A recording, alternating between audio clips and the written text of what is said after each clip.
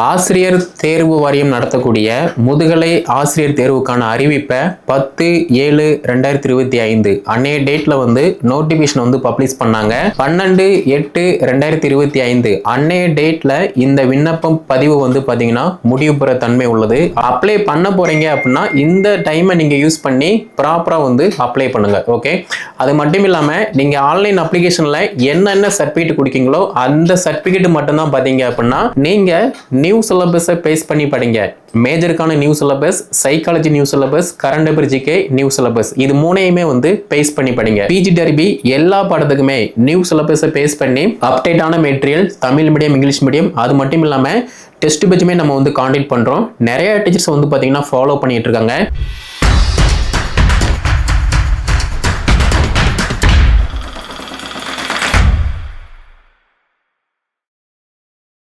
ஆசிரியர் தேர்வு வாரியம் நடத்தக்கூடிய முதுகலை ஆசிரியர் தேர்வுக்கான அறிவிப்பை 10/7/2025 அன்னைய டேட்ல நோட்டிபிகேஷன் பப்ளிஷ் பண்ணாங்க.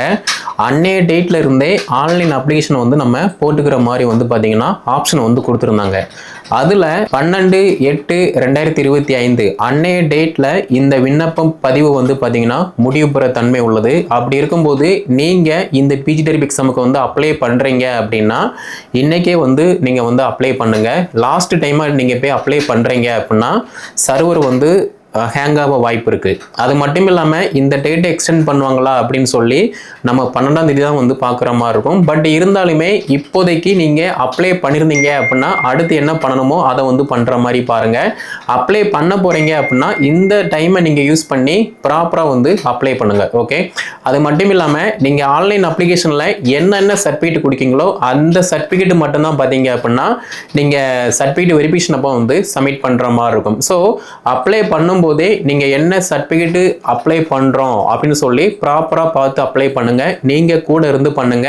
என் ஹஸ்பண்ட் பண்ணாங்க, தம்பி பண்ணாங்க, பெரியப்பா, சித்தப்பா இந்த மாதிரி இல்லாம அப்ளை பண்ணும்போது நீங்க கூட இருந்து ஸ்பெல்லிங் மிஸ்டேக் வராம பார்த்துக்கோங்க.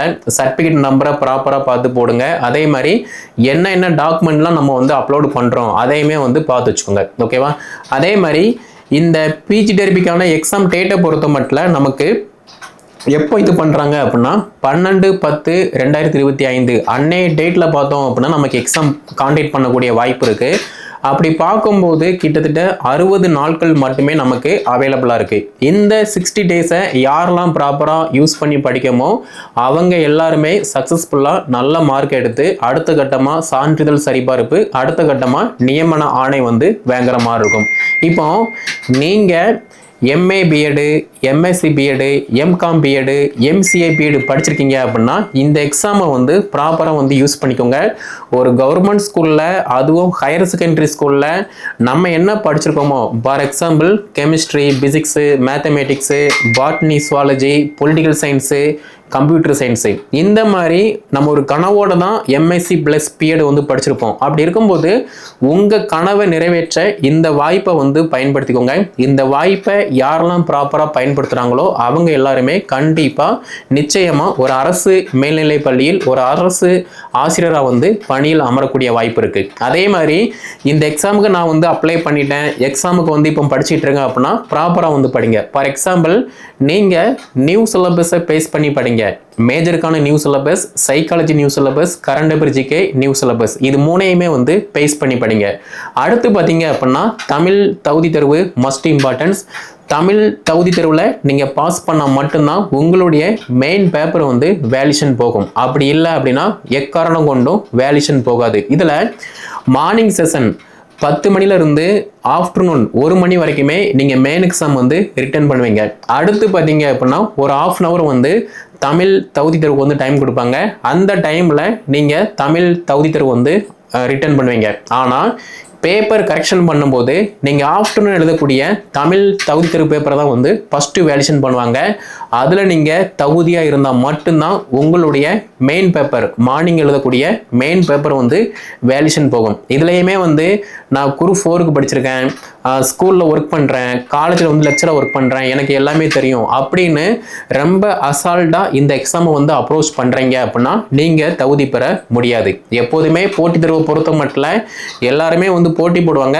பட் யாரெல்லாம் ப்ராப்பராக போட்டி போடுறாங்களோ அவங்களால மட்டும்தான் நல்ல மார்க் எடுத்து அடுத்த கட்டமாக வந்து நியமன ஆணை வந்து வாங்க முடியும். அப்போ இந்த பிஜி டெர்பி எக்ஸாமுக்கு நீங்கள் ப்ரிப்பரேஷன் பண்ணுறீங்க அப்படின்னா ஃபஸ்ட்டு சிலபஸை நல்லா பாருங்கள், ரெண்டாவது ப்ரீவியஸ் இயர் கொஸ்டினை வந்து நல்லா பாருங்கள், மூணாவது நீங்கள் ஸ்கூலில் ஒர்க் பண்ணலாம், ஒர்க் பண்ணாமல் இருக்கலாம், ஹவுஸ் ஒய்ஃபாக இருக்கலாம், எக்ஸட்ரா யாராக இருந்தாலுமே அடிப்படையை வந்து நல்லா படிச்சுக்கோங்க. ஏன்னா அடிப்படையே தெரியாமல் நம்ம பிஜி புக்கையோ ஒரு ரெஃபரன்ஸ் புக்கையோ பார்க்கோம் அப்படின்னா நோ யூஸ். ஸோ இப்போ கரண்ட் ஸ்கூல் புக்கில் ஸ்கூல் லெசன்ஸ் நீங்கள் என்ன பாடமோ அந்த பாடத்துக்கான ஸ்கூல் புக்கை படிங்க. தமிழ் பாடம் அப்படின்னா 6ஆம் வகுப்புல இருந்து 12th வரைக்குமே தமிழ் புக்கில் என்னென்ன கண்டென்ட் இருக்குது, என்ன டேட்டா இருக்குது அதை பார்த்து வச்சுக்கோங்க. சுவாலஜி அப்படின்னா 6 to 12th வரைக்குள்ள சுவாலஜி லெசன்ஸ் என்ன இருக்குது எல்லாமே வந்து சிலபஸோட வந்து மேட்ச் ஆகும். சிலபஸை தாண்டி படிக்க வேண்டாம், சிலபஸில் உள்ளதை மட்டும் நல்லா படித்தா போதும். நாலாவதாக பார்த்தீங்க அப்படின்னா சிலபஸை தாண்டி நீங்கள் ஒருபோதும் படிக்க வேண்டாம், சிலபஸில் என்ன கண்டென்ட்டு என்ன டாபிக் இருக்கோ அதை மட்டும் நீங்கள் நல்லா ஆழமாக படித்தா மட்டும் போதும். ஃபார் எக்ஸாம்பிள் இப்போ தமிழ் பாடத்தில் சிலப்பதிகாரம், மணிமேகலை, 11 கீழ் கணக்கு நூல்கள், மேல் கணக்கு நூல்கள் இருக்குது அப்படின்னா இந்த டேட்டா ஸ்கூல் புக்கில் என்ன கவர் ஆகுது, நம்ம படித்த யூஜி பிஜி ரெஃபரன்ஸில் என்ன கவர் ஆகுது, இது எல்லாத்தையுமே வந்து நல்லா ஃபோக்கஸ் பண்ணி படிக்கிற மாதிரி இருக்கும். அதே மட்டும் இல்லாமல் நான் அப்ளை பண்ணிட்டேன், படிச்சுக்கிட்டு இருக்கேன், ஆனால் டெஸ்ட்டு ப்ராக்டிஸ் பண்ணல அப்படின்னா நீங்கள் பாஸ் பண்ண முடியாது. ஏன்னா யாரெல்லாம் டெஸ்ட்டு ப்ராக்டிஸ் பண்ணுறாங்களோ அவங்களால மட்டும்தான் சக்ஸஸ்ஃபுல்லாக அந்த 3 ஹவரில் ப்ரெசண்ட் ஆஃப் மைண்டை யூஸ் பண்ணி சக்ஸஸ்ஃபுல்லாக வந்து ஆன்சர் கொடுக்க முடியும். நான் டெஸ்ட்டு ப்ராக்டிஸே பண்ணலை, அப்ளை பண்ணிட்டேன், மற்றவங்க படிக்கிற மாதிரி நானும் படிச்சுட்டு இருக்கேன் அப்படின்னா உங்களால் வந்து பாஸ் பண்ண முடியாது. எப்போதுமே போட்டித் தேர்வுக்கு வந்து லட்சக்கணக்கான பேர் வந்து அப்ளை பண்ணுவாங்க, படிச்சுட்டு இருப்பாங்க. ஆனால் யாரெல்லாம் பாஸ் பண்ணி போவாங்க அப்படின்னு கேட்டிங்க அப்படின்னா யாரெல்லாம் அப்ளை பண்ணிவிட்டு ப்ராக்டிஸ் பண்ணுறாங்களோ, டெஸ்ட்டு ப்ராக்டிஸ் பண்ணுறாங்களோ, படிக்காங்களோ அவங்க மட்டும்தான் வந்து பாஸ் பண்ண முடியும். ஏன்னா டெஸ்ட்டு ப்ராக்டிஸ் பண்ணுறவங்களுக்கு தான் அந்த 3 மணி நேரத்தில் 150 வினாக்களை நம்ம எப்படி ஹேண்டில் பண்ணணும், எந்த கொஸ்டினுக்கு நம்ம எப்படி ஆன்சர் கொடுக்கணும், ஒரு கஷ்டமான கொஸ்டின் இருக்கும், ஒரு ஈஸியான கொஸ்டின் இருக்கும். அப்படி இருக்கும்போது நம்ம எப்படி அந்த ப்ரெசண்ட் ஆஃப் மைண்டை யூஸ் பண்ணுறோமோ அதை பொறுத்து தான் நம்ம சக்ஸஸ்ஃபுல் வந்து தீர்மானிக்கப்படுது. அது மட்டும் இல்லாமல் இப்போ உள்ள போட்டித் தேர்வை பொறுத்த மட்டும் ஈஸியாலாம் வந்து நம்ம பார்த்த உடனே ஆன்சர் பண்ணுற மாதிரிலாம் கொஸ்டின் இருக்காது. ஓகே, அப்படி இருக்கும்போது நீங்கள் டெஸ்ட்டு ப்ராக்டிஸ் பண்ணிக்கிட்டு இருக்கீங்க அப்படின்னா உங்கள் எல்லாருக்குமே தெரியும் ஒரு கொஸ்டின் இப்படி தான் இருக்கும், நம்ம இந்த படிச்சிருக்கோம், இந்த டாப்பிக்கில் இருந்து இவ்வளவு டஃப்பான கொஸ்டின் கேட்டிருக்காங்க அப்படின்னா டெஸ்ட்டு ப்ராக்டிஸ் பண்ணும்போது இது எல்லாமே வந்து ஈஸியாக வந்துருக்கும். பட் நீங்கள் டெஸ்ட்டு ப்ராக்டிஸ் பண்ணாமல் ஒரிஜினல் எக்ஸாமில் போய்ட்டு நீங்கள் வந்து டைரெக்டாக போய் நிற்கிங்க அப்படின்னா உங்களுக்கு first of all time management வந்து கிடைக்காது, ரெண்டாவது ஓஎம்ஆர் சீட்டில் கண்டிப்பாக மிஸ்டேக் பண்ணுவீங்க, மூணாவது ஒரு கஷ்டமான கொஸ்டின் இருக்கும், ஒரு ஈஸியான கொஸ்டின் இருக்கும், இது ரெண்டையுமே போட்டு கன்ஃபியூஸ் பண்ணுவீங்க, குழப்பம் அடைவீங்க. இந்த குழப்பத்திலேயே வந்து நீங்கள் பயத்தோட ஃபீல் பண்ணுவீங்க. இந்த பயத்தில் நிறைய தப்பு வந்து பார்த்தீங்கன்னா பண்ணுவீங்க. அப்போ இந்த தப்பு எதுவுமே நடக்காமல் குழப்பம் எதுவுமே இருக்காமல் நம்ம நல்லா ஈஸியாக ஹாப்பியாக இந்த எக்ஸாமை அட்டெம்ப்ட் கொடுக்கணும் அப்படின்னா இப்போ இருந்தே நீங்கள் டெஸ்ட் ப்ராக்டிஸ் பண்ணும்போது மட்டும்தான் சக்ஸஸ்ஃபுல்லாக வந்து பாஸ் பண்ண முடியும். அப்போ இந்த பிஜி டெர்பி எக்ஸாமை பொறுத்த மட்டும் எல்லாருமே வந்து பிஜி ப்ளஸ் பிஎட் தான், ஸ்கூலில் ஒர்க் பண்ணலாம், ஒர்க் பண்ணாமல் இருக்கலாம், காலேஜில் லெக்சராக இருக்கலாம், ஹவுஸ் ஒய்ஃபாக இருக்கலாம், ஒரு ப்ரைவேட் கம்பெனியில் வந்து ஒர்க் பண்ணிட்டு இருக்கலாம், வேற ஒரு கவர்மெண்ட் செக்டரில் வந்து வேலை பார்த்துட்டு இருக்கலாம். யாராக இருந்தாலுமே இந்த எக்ஸாமுக்கு வந்து அட்டெம்ப்ட் கொடுப்பாங்க. பட் இருந்தாலுமே அப்ளை பண்ணுறவங்க, படிச்சுக்கிட்டு இருக்கிறவங்க, அட்டெம்ப்ட் கொடுக்குறவங்க எல்லாருமே வந்து பாஸ் பண்ண போகிறது கிடையாது.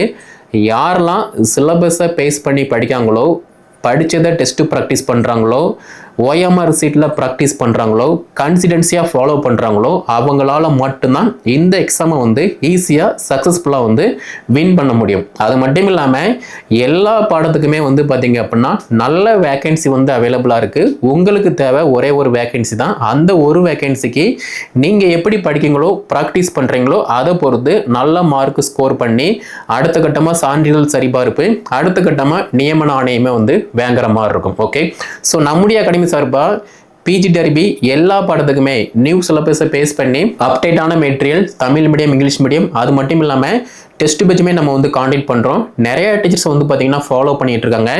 எல்லாமே நியூ சிலபஸை பேஸ் பண்ணி அழகு வாரியாக, அதே மட்டும் இல்லாமல் அழகின் தலைப்பு வாரியாக வந்து பார்த்திங்கன்னா நம்ம எல்லாமே வந்து காண்டக்ட் பண்ணிகிட்டு இருக்கோம். நிறைய டீச்சர்ஸ் வந்து ஃபாலோ பண்ணிகிட்டு இருக்காங்க. ஓஎம்ஆர் சீட் எல்லாமே நம்ம ப்ரொவைட் பண்ணுறோம். அந்த ஓஎம்ஆர் சீட்டில் தான் நீங்கள் டெஸ்ட் ப்ராக்டிஸ் வந்து பண்ணுற மாதிரி இருக்கும். அது மட்டும் இல்லாமல் தமிழ் தகுதி தேர்வு, major test, psychology test, current affairs GK இந்த மாதிரி 4மே வந்து பார்த்தீங்கன்னா காண்டாக்ட் பண்ணுறோம். ஏன்னா தமிழ் தகுதி தேர்வு பொறுத்த மட்டும் கொஸ்டின் வந்து ரொம்ப டஃப்பாக தான் இருக்கும். அப்போ அதுலேயுமே வந்து நம்ம எலிஜிபிள் ஆகணும். ஸ்கோரிங் எக்ஸாமை பொறுத்த மட்டும் மேஜர் மட்டும் நம்ம படித்து நம்ம வந்து அப்பாயின்மெண்ட் ஆர்டர் வந்து வாங்க முடியாது. மேஜரில் 110க்கு ஒரு 75+, 85+, 95+ வந்து ஸ்கோர் பண்ணுறோம் அப்படின்னா மீதமுள்ள 40 மதிப்பெண்கள் நம்மளுடைய வெற்றியை வந்து தீர்மானிக்கக்கூடியது. எக்ஸாமில் ஒவ்வொரு மதிப்பெண்ணுமே வந்து நம்ம லைஃப்பை வந்து மாற்றி போடக்கூடியது. அப்படி இருக்கும்போது ஒவ்வொரு வினாக்களுமே வந்து நமக்கு மிக மிக முக்கியத்துவம் வாய்ந்தது. இப்போ நீங்கள் என்ன பண்ணுறீங்களோ அதை பொறுத்து மட்டும்தான் எக்ஸாமில் சக்ஸஸாக ஃபெயிலியரா அப்படிங்கிற மாதிரி உங்களுக்கு தான் நீங்கள் ரெஸ்பான்சிபிள். ஓகே, ஸோ திங்க் பண்ணி பாருங்கள்.